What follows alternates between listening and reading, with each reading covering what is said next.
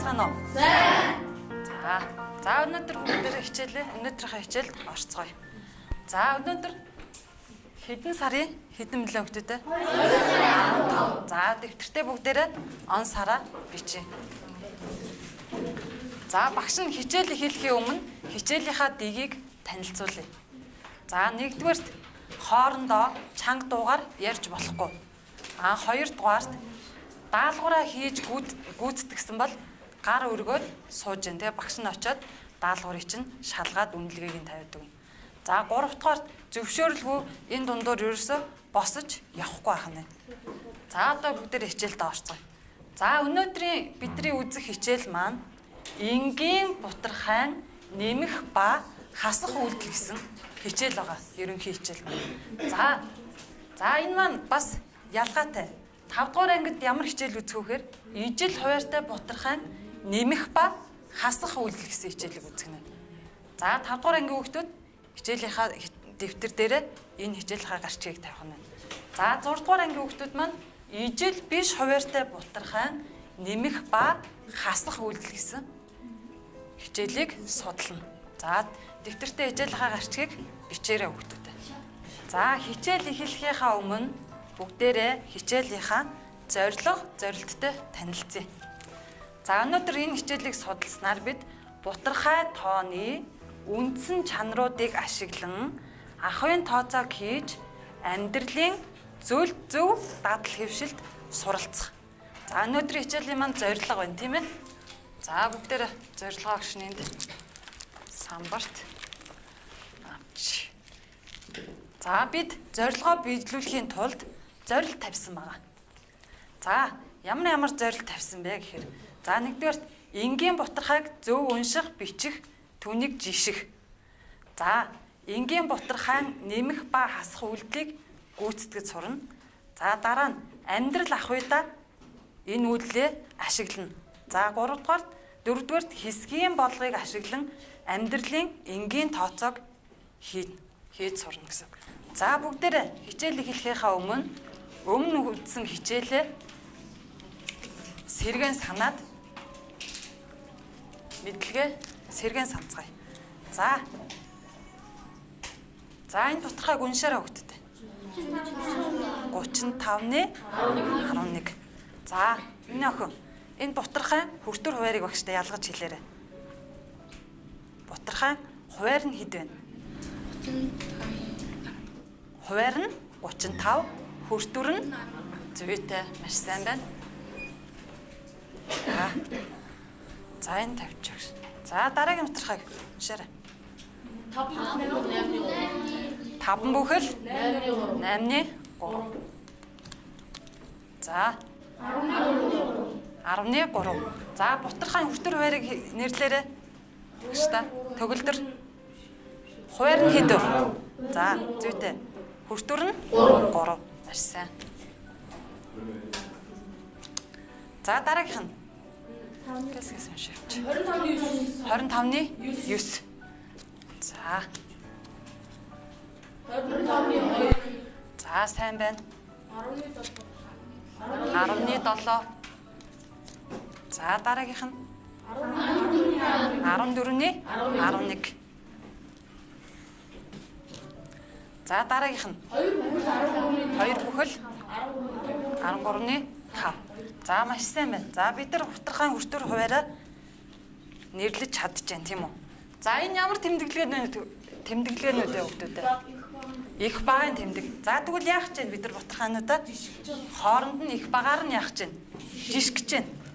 За авшин. За эхний энэ хоёр бутархайг бүгдээрээ жишээ. За 10-ны 7, 10-ны 3 гэсэн хоёр бутархайг хооронд нь жишээ. Аль нь их вэ? 10-ны 7 их байна. Яагаад? Хуваар ижилгээ бүрдүүр нь зүйтэй. Хуваар ижилхэн байгаа бутархайг жишгтээ биднэрт хүртүрт аль их тоотой байгаа бутархай нь ядгийг их байдаг, тийм үү? За тэгвэл 10-ны 7 нь их байх нь. За дараагийн энэ хоёр бутархайг 25-9. За миний хүн нэрлээрээ аль нь их вэ? 25-9. За 25-ны 9 нэг. Маш сайн байна. За одоо Энэ хоёр бутархайг жишээ. 35-ны 35-ны. За энд нэг ялгаатай байна. Бутархайн хуваар ижил байна уу хүмүүдээ? биш. Ижил бос байна. Харин юу нь ижилхэн байна? Хуваар Хүртүр ижилхэн байна. За хүртүр ижил байгаа тохиолдолд яаж жиших вүлээ? Хүртүр нь ижил бутархай. Хуваар нь баг бутархай нь ямар гэдгийг? Их байдаг. Өөрөөр хэлбэл энээсээ эсрэг үйлдэлтэй. Тэгэхээр аль нь их вэ гэсэн үг вэ? 14-ний 11 нь их байх нь. За. За хамгийн сүүл энэ хоёр бутархайг бүгдээрээ жишиж. 5 мөг 8-3. За энийг гар өргөд хэлэх хүүхдээ нөө 5 бүхэл 8-ны 3. Нөгөөх нь 2 бүхэл 13-ны 5. за аль нь их юм? 5 бүхэл 8-ны 3. За яагаад? Яагаад? Бүхэл их өгч. Өө зүйтэй. Бүхэл нь их байна. Тэгэхээр 5 бүхэл юм 2 бүхлээсээ их байна гэсэн үг. За. За маш сайн байна. За бүгдээрээ хичээлдээ орцгоё. 8 тэнцүү хэсэгт хуваана. Өөрөөр хэлбэл хаашаа 2 нүдэрээ 8 тэнцүү хэсэгт хуваагаа зурна шүү. За. За зурж гин үү? За түүнийхээ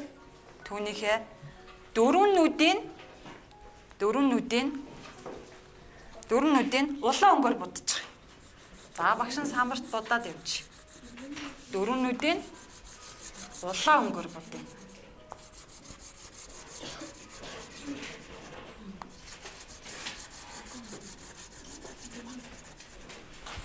За улаан өнгөөр. За 3 нүдийн цэнхэр өнгөөр будъя. 3 нүдийн цэнхэр өнгөөр будъя.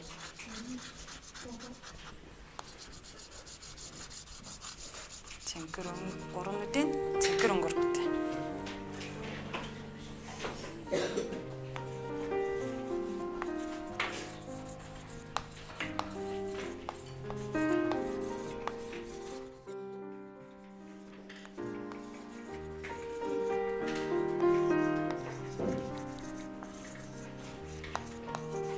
За будсан хүүхдүүд ээ. За. За, улаанаар будсан хэсэг. За, улаанаар будсан хэсэг нь бид нар хэдний хэдэн хэсгийг нь улаанаар будсан? 8-ны 4 хэсгийг улаан өнгөөр ясан. Будчихлаа. За, цэнхэр өнгөөр 8-ны 3 хэсгийг будсан. За, дэвтэртээ тэмдэглээ явъя. За, будагдаагүй хэсэг нь хэдний хэдэн хэсэг нь будаагүй үлдсэн.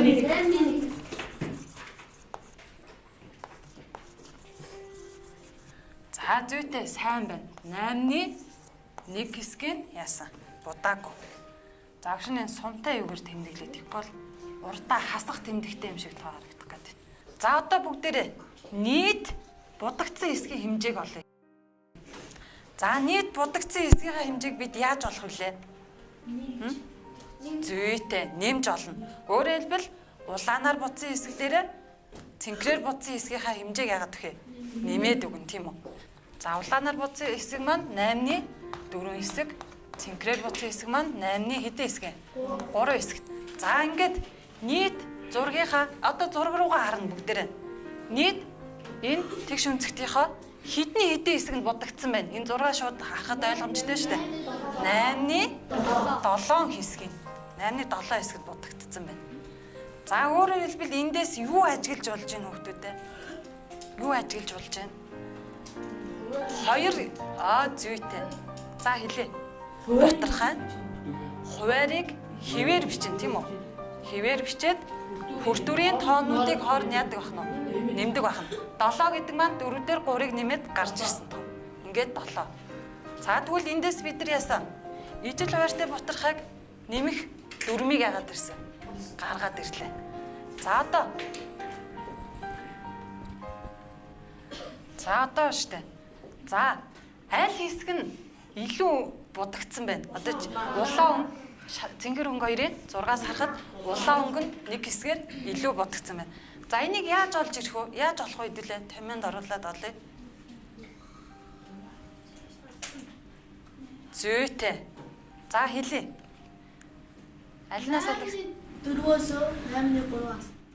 Зүйтэй. 8-ны 4 хэсгээс 8-ны 3 хэсгийг хасахаар 8-ны 1 хэсэг. Өөрөөр хэлбэл улаан өнгө 8-ны 1 хэсгээр цэнхэр өнгөөсөө ямар байна гэсэн үг вэ? Илүү будагдсан байна гэсэн үг, тийм үү? За 6-аас харахад ойлгомжтой. За тэгвэл бид нар 6-аас илэрхий байгаа зүйлийг энд яасан энгийн бутархаагаараа илэрхийлээд олоод биччихлээ. Өөрөөр хэлбэл за эндээс юу ажиглаж болох вэ одоо? Одоо хуваарин ижилхэн бутархаануудыг хасахдаа хуваарийг хэвээр тавиад хүртүүрүүдийг хооронд нь яадаг бахна уу? Хасдаг бахна вэ? Хасаад гарсан тоо хүртүүрт яадаг бахна уу? Бичдэг бахна. За багш нь энд томьёогоор илэрхийлээд бичсэн. За ижил хуваартай бутархааг нэмэхдээ бутархаан хуваарийг хэвээр бичиж хүртүүрүүдийн нийлбэрийн утгыг уг бутархаан хүртүүрт бичнэ. За цааш нь нийлбэр бутархай хураагдахаар бол хураана гэж байна. Өөрөөр хэлбэл бид нар өмнөх хичээлдэр бутархай хураахыг үзсэн байгаа. Нийлбэр бутархай хураагдахаар бол цааш нь бас яах нь вэ? Хураах үйлдэлийг гүйцэтгэх нь. За өвшний дүрмээ гаргаад тавьчих. За ижил хуваартай бутархайг хасахдаа бутархайн хуваарийг хэвээр бичиж хүртүүрүүдийн ялгуурын утгыг хүртүүрт бичнэ. Нийлбэр бутархай хураагдахаар бол яах вэ? Хураана гэж. За адилхан баахна. Бутархайг нэмж хасдаг дүрм нь бол ерөнхийдөө адилхан ганцхан үйлдгийн тэмдгээрээ л хоорондоо байсан ялгаатай.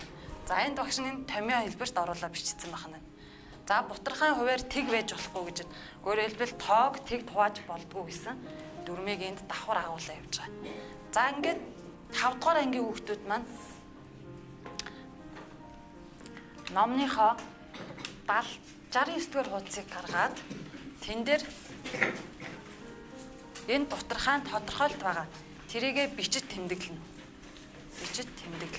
За 6 дугаар ангийн хүүхдүүд одоо шинэ мэдлэгээ багш нь өгөхөө өмнөх мэдлэгээ баталгаад энэ дасгалыг яах вэ? Ажиллана дэвтэртээ. Тодорхойлт олсон уу? Энэ биш үү? Ижил хуваартай бутархайг нэмэхтэй гэдэг тодорхойлт байна. За энэ тодорхойлт бичиж чараа. За 5 дугаар ангийн хүүхдүүд маань тодорхойлтоо бичээд дууссан уу? За тодорхойлтоо бичээд дууссан бол самбар руу багштайгаа хамтарч бодлогоо бодно. За бичсэн хүүхдүүд нь дэвтэртээ энэ жишээ бодлогыг бичээд бодож явах нь саяны тодорхойлтоо ашиглаа. За бүгдээрээ. За 10-3 дээр нэмэх нь 10-5 гэсэн бутархайг хооронд нь яах нь нэмэх нь байна. За хэд гарах хүүхдүүд вэ? 10-8. Зүйтэй маш сайн байна. Яаж нэмсэн шин төрөө? Яаж нэмсэн? Хуваар нь ижил байгаа учраас хуваарийг хэвээр бичээд хүртүүрийн тоонуудыг хооронд нь яах вэ? Нэмсэн. За одоо энэ цаашаа дахиад нэг үйлдэл хийхээр нь бутархайгаа ажиглая да. Бутархай маань цаашаа яаж ийн? Бас нэг үйлдэл хийгдэх дутуу байна да. Үгүй ээ. Бутархайгаа ижил тоонд хүртүр хуваарийг нэг ижил тоонд хурааж болохоор байна уу? Болохгүй. Болно. За 10-8 гэсэн тог хоёулаа зэрэг 2 гэсэн тоонд хуваагдаж байна уу? Хуваагдаж байна уу? Хүртүр хуваар нэгэн зэрэг хуваагдаж байгааз. За 8-ыг хэдэд хуваах вэ? Өөрөөр хэлбэл бутархайгаа бүгдээрээ 2 гэсэн тоонд хураагаад байна бид нар. Хураах гэдэг нь багш. Хуваагдаж байгаа учраас. За 8-ыг 2 тугаалаа хэд үлдэх вэ? 4, 5-ыг 2 тугаалаа, 10-ыг 2 тугаалаа 5. Өөрөөр хэлбэл 5-ны 4 гэсэн бутархай гарах нь байна. Өөрөөр хэлбэл 10-ны 8 гэсэн бутархай маань 5-ны 4 гэсэн бутархайтай яасан? Тэнцүү ах нь биш үү? Тэнцүү ах нь. За дараагийнх нь 2 дугаар жишээгээ. За ижил хуваартай бутархайг хооронд яаж байна? Хасаж байна. За тэгвэл 24-ний 4. За 24-ний 4. Зүйтэй. За маш сайн. 24-ний 4. За цааш нь бутархай хураагдахаар байна уу? Ажиглаарай. За хэдэд хураагдахаар байна? 2. За зүйтэй. 2 тураая. Хэд үлдэх вэ? 4-ийг 2 туваагаад 2. 24-ийг 2 туваагаад 12. За дахиад цаашаа ажиглая. Дахиад хураагдахаар байна тий. Дахиад хэд гэсэн тоонд хураагдахаар байна? 1. Үгүй ээ. 1 гэсэн тоон. Зүйтэй. 2. 2-ыг 2 туулаа. 1. 12-ыг 2 туулаа. Хэд үлдэх вэ? 6. За өөрөөр хэлбэл 24-ний 4, 12-ны 2, 6-ны 1 гэсэн 3 бутрахаа хооронд ямар ах нь вэ?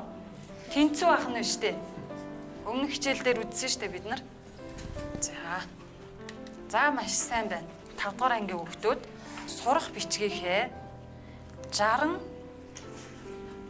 дугаар хуудсын дасгал 74, 77, 78-ыг дэвтэртээ ажиллана. Дэвтэртээ гүйцэтгэнэ.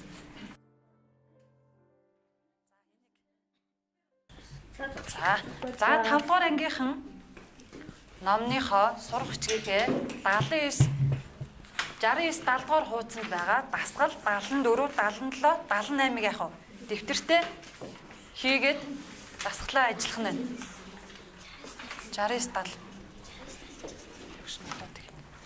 69 гэр энэ шүү дээ. Энэ дасгал шүү дээ. 74 тийм үү? 77 75, 77, 78 гэдэг ингэж хаашаа. За. Багш нь үнэлгээ та нарыг үнэлэхээр энэ ширээн дээр чинь өөрийгөө үнэлэх юм үнэлгээний хуудас бэлдээ тавьсан байгаа.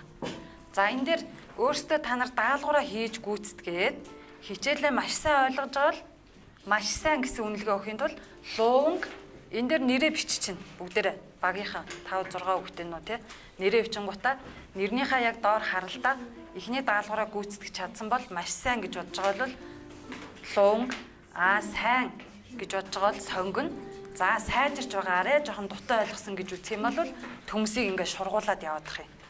За тэгээ багш нь бас дундуур нь яваад та нарыг бас давхар үнэлгээгээ чи өгөөд байна. За танай баг болохоор багш нь энэ Исмаил бэлдсэн байгаа. Даалгавраа маш сайн гүйцэтгсэн бол дэвтэртээ даалгаврынхаа доор эндээс маш сайн гүйцэтгсэн бол энэ инээж байгаа Исмаилыг ч юм уу. За жоохон дутуу гүйцэтгсэн бол эндээс өөртөө сонгоод арай ууртай ч юм уу тийм Исмаилээ сонгоод ингээд дэвтэртээ наахан нь. За танай 6 дугаар анги бас адилхан багш нь энд үнэлгээнийх нь хуудсыг та нарт бэлдээд өгсөн байгаа. Нэрээ бичсэн байна те. За маш сайн байна. За даалгавраа гүйцэтгсэн.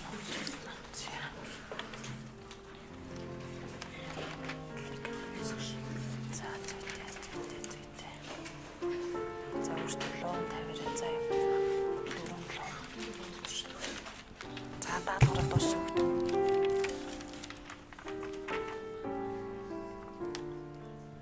За энэ даалгавраа гүйцээнэ.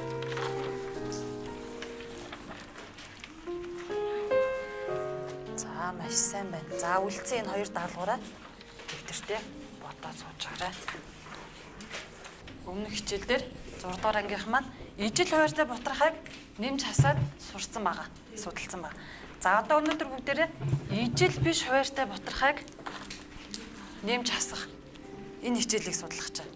За тэхийн тулд багш нь та нарт нэг бодлогыг за ахын тооцоо гэсэн модулийнхаа 10 дугаар хуудсыг гаргаарай хүүхдүүдээ. 10 дугаар хуудсыг гаргаарай. За тэрэн дээр ийм бодлого байгаа. За багш нь энэ бодлогоо энд наачи. За бодлогынхаа өгүүлбэрийг уншиж өгье.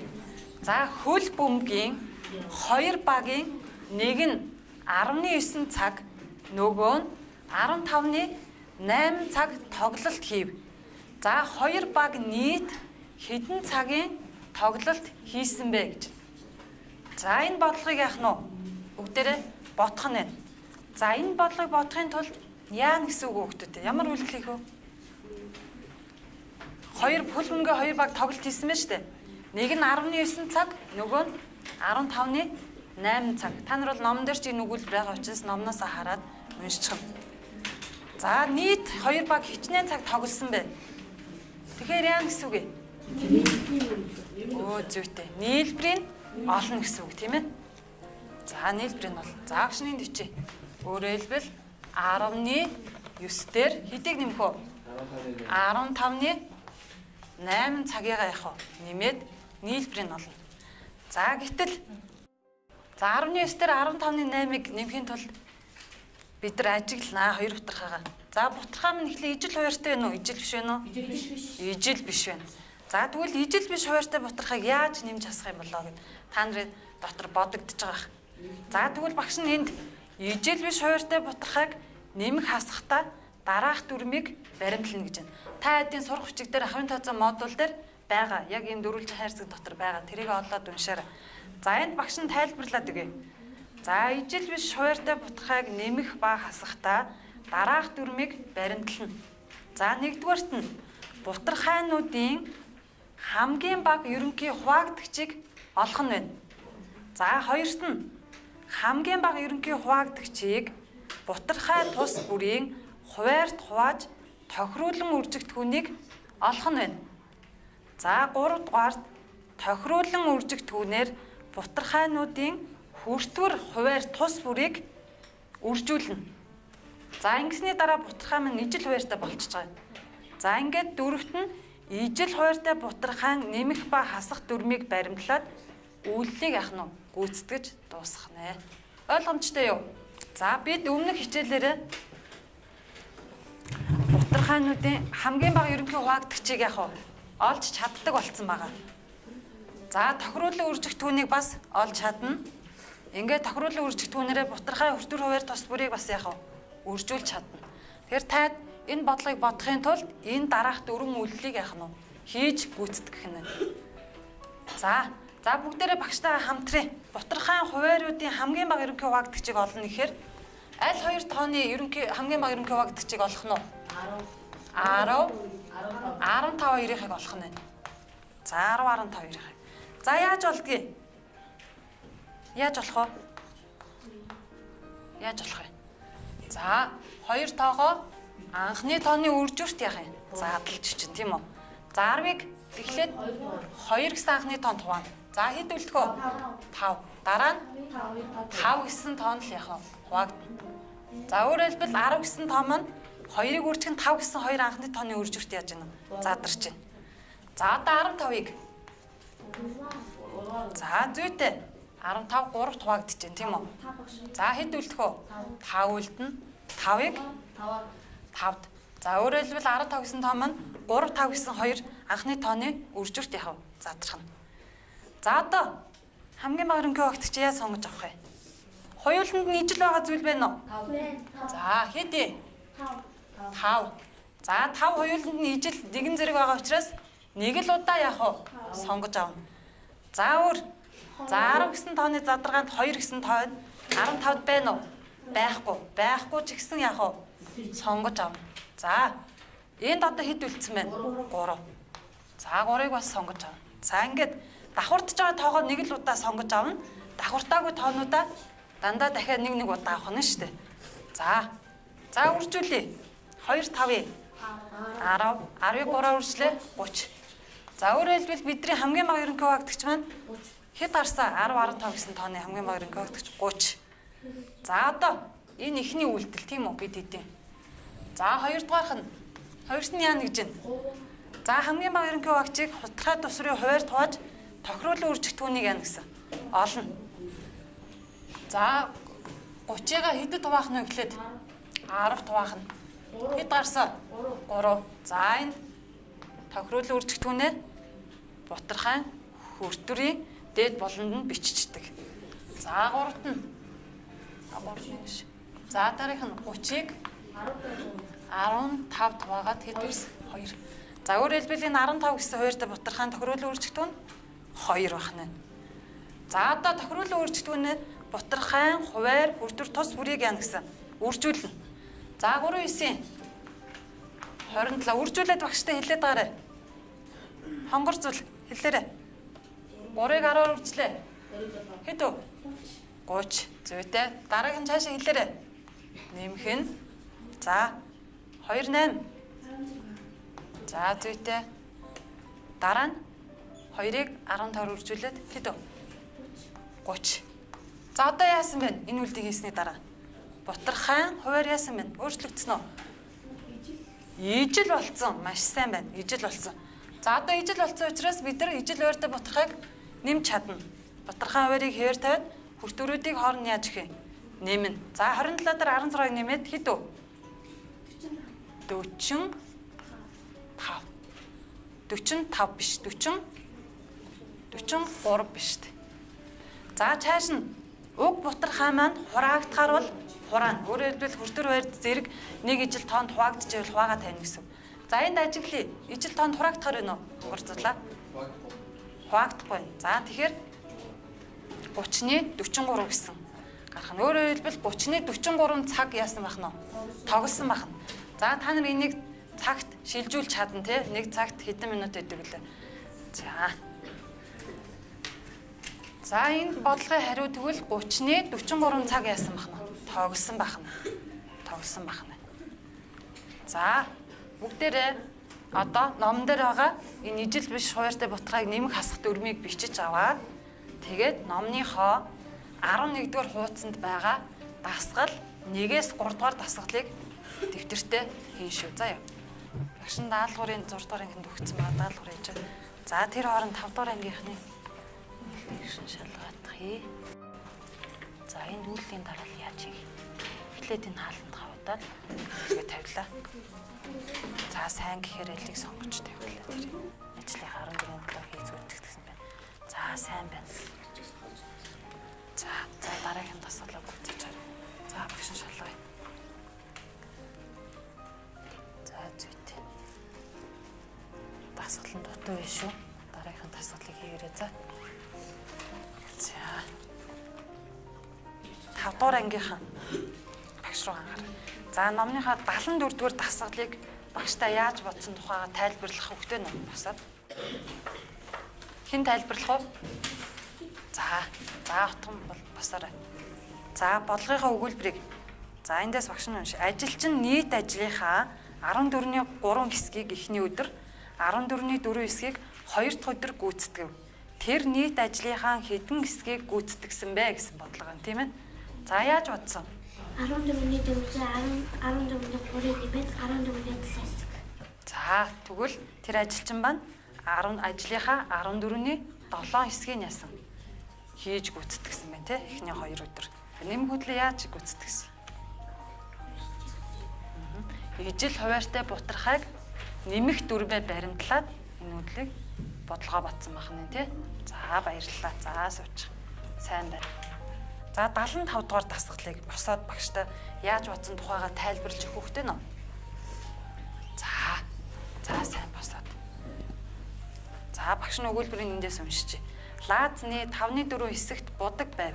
Ширээ будсны дараа лаазны 5-ны 1 хэсэгт нь будаг үлдсэн байлаа. Ширээ будахад орсон будагны хэмжээг олоорой гэсэн бодлого байна. За яаж бодсон багштай аргаа тайлбарлаарай. 5-ны 4-өөс 5-ны 1-ийг хассан. Зүйтэй. 5-ны Ингээд 5-ны 3 хэсэг гарсан. За өөрөөр хэлбэл яасан бэ? Бутархай маань ямар вэ? Ижил хуваар. За ижил хуваартай бутархайг хасах дүрмийг баримтлаад бодлогоодсон байна. За маш сайн байна. За багштай бодлогоо тайлбарлаж өгөх хөөхтэй нөө. Хэдгээр тасгал. 78. За багштай бодлогоо тайлбарлаад өгч. За яаж бодсон? Багштай бодлогоо тайлбарлаарай. За нийт тал байна. Хэдний эдийн хэсэгт нь луун тарьсан? 15-ны 4 хэсэгт нь луун. 15-ны 8. За ингээд нийт талбайхаа хичнээн хэсэгт нь төмс луун тарьсан. 15-ны 12 хэсэгт нь хүнсний ногоо тариаллаа. 15-ны 3 зүйтэй. За маш сайн байна. За суучих. Сайн. За мижид орж гараад ир. За багштай энэ бодлогоо тайлбарлаж өгнө. За багштай тайлбарлаж бодлоо. 15-ны 4 хэсгийн төгс дараад 15-ны 5 хэсгийн луундрс. За нийт хичнээн тоглох хүмүүс байсан юм. Тэгээ 15-ны 9 хэсгийн төгс луундрс. За одоо бүгдээрээ өнөөдрийн үтсэн шинэ мэдлэгээ баттгаад гэртээ гэрийн даалгавраа явах хийж ирнэ гэсэн. За багш нь гэрийн даалгаврын энэ дээр бичээ тэмдэглэсэн байгаа. 5 дугаар анги гэхэд ахуйн тооцоо модуль номны хуудас 5-ын дасгал 1-ээс 6-г. За 2 дахь математик 5 дугаар анги сурах бичгийн хуудас 70-аас 71 дасгал 78-аас 80. За дээрээс нь нэг нэмэлт даалгавар өгнө. 3 дугаар даалгавар гэхээр энэ саяны бидний ногоо тариасан талбай үлдсэн хоосон хэсэгт ногоо тарьж болох уу? Болно тийм ээ. За ямар ногоо тарих уу, ямар үнэтэй байдгийг, ямар ач тустай тэрний талаар гэрийн даалгаварт тэрийг олж мэдж ирэх нэ. За ингээ багш даалгаврын тараал өгч. За. Гэрийн даалгавар. Гэрийн даалгавар. За багш танай багийн үнэлгээг өгье. За танай баг нийт 4 луун 6 сонгон 3 төмс авсан байна. Өөрөөр хэлбэл маш сайн хийсэн даалгавар 4, сайн хийсэн даалгавар 6, сайжирч байгаа гэсэн даалгавар 3-ыг гүйцэтгэсэн байна. За ингээд эндээс харахад хичээлдээ маш сайн идэвхтэй оролцсон байна. За агшин танай багийг үнэлээ. За сайн гэсэн үнэлгээ 4-ийг, сайжирч байгаа гэсэн үнэлгээ 3-ыг, сайжирч байгаа гэсэн үнэлгээ 2-ыг авсан байна. За эндээс харахад танай баг хичээлдээ бас идэвхтэй сайн оролцсон. Хичээлийг сайн ойлгож авсан байна. Сайжирч байгаа гэсэн үнэлгээ 9. Сайн гэсэн үнэлгээ 9. Сайжирч байгаа гэсэн үнэлгээ 2. За маш сайн байна. Эндээс багш нь дүгнэхэд хичээлдээ маш сайн оролцож хичээлээ сайн ойлгосон байна гэж дүгнэлээ. За ингээд хичээлд оролцсон бүх хүүхдүүдтэй баярлалаа. Хичээл дууслаа. Баяртай. Баярлалаа.